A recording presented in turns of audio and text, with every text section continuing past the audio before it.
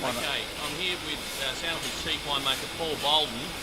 Paul's been with Sandalford since vintage 2001, and in the 10 years that Paul's been here at Sandalford, there's been a massive improvement in the quality and reputation of our wine portfolio, and Paul's been instrumental in driving that success. Paul, can you quickly tell us about your background before joining Sandalford?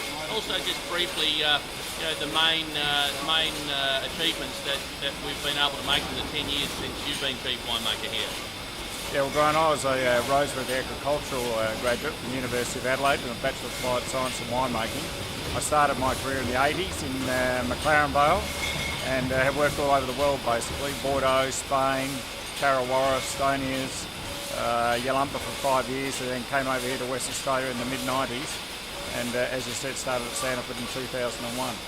And the improvements that you've driven here in conjunction with Peter Traeger down at Margaret River and Ben Maher here in the vineyard, what do you think have been the main achievements that we've made in that time? Oh, it's basically been a focus on our Margaret River vineyard. You know, it's the oldest and largest vineyard in Margaret River. You know, it's now 40 years old and it's got some of the best fruit in the region. And that's been the main driver, just the focus on that. But also some really top-end quality improvements here in the winery with some of the methods of our winemaking, the equipment we use, but still respecting some of the traditional things that we do, such as using top quality oak and the like throughout the winery. Fantastic. Well, we've grabbed Paul today because he's just about to jump on a plane and head over to the east coast of Australia and spend time with our national distributor Fine Wine Partners and doing a run up from Cairns all the way down to Sydney. So it was great that we could catch you here today, Paul. Paul, we're here in front of our bottling line. Maybe you can just first of all tell us a little bit about vintage 211. Peter Traeger spoke earlier about that and his experience in the vineyard. Can you comment on your experience both here in the Swan Valley and Margaret River this year, and then just take us through what's actually happening behind you? Yeah, look, it's been a terrific year again for Western Australia. For me, the strong points will be Chardonnay and the Reds, particularly the Shiraz again this year, because it has been a warm, dry, hot year, and it sort of suits those varieties in particular. The eastern states have had a very difficult year, a lot of rain, very cool, a lot of disease. You know, we've had sort of 5 good years in a row now, so it's been another fantastic vintage for Western Australia.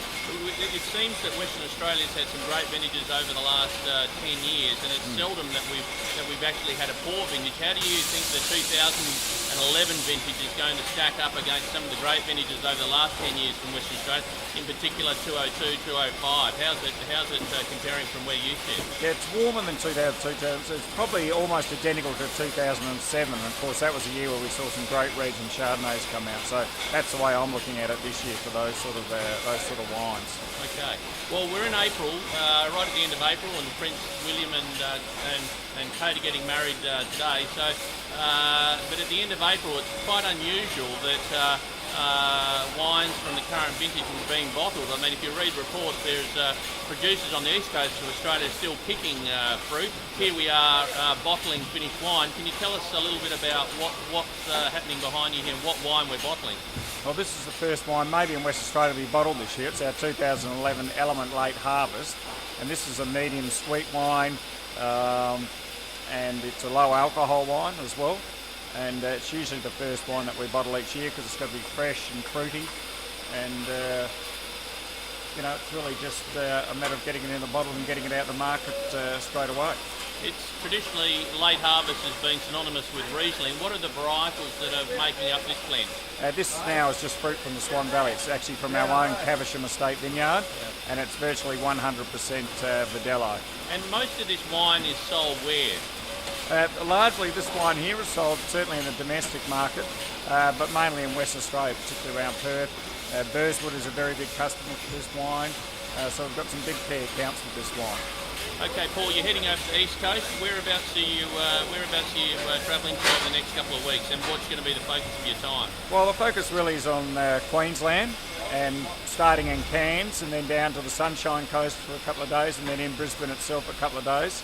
Obviously, they've had a lot of storms and floods, particularly in Brisbane, and some of our key accounts there got wiped out by the floods. So it's basically going over there and just saying, look, we're still here, and offering whatever support we can, and just trying to drive some sales over there again.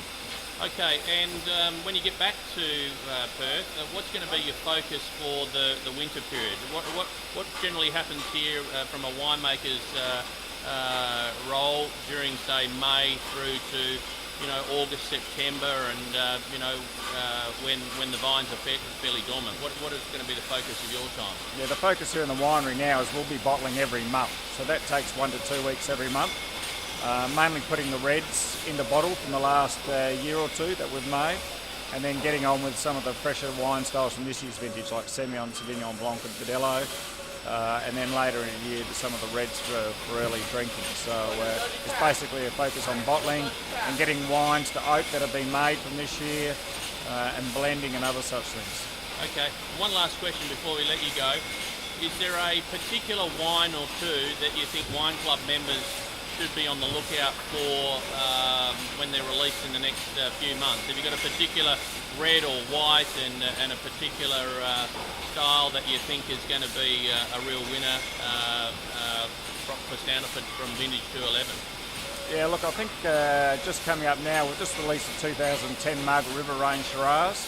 And I think the 2010 from mine is very much like the 2008 was, which was a triple trophy winner at the National Wine Show in Canberra. The 2008 Estate Reserve Cabernet, Halliday just gave it 96 points. It's just a classic example of Margaret River Cabernet. And the other thing that I'm seeing a lot now is the resurgence back to Chardonnay.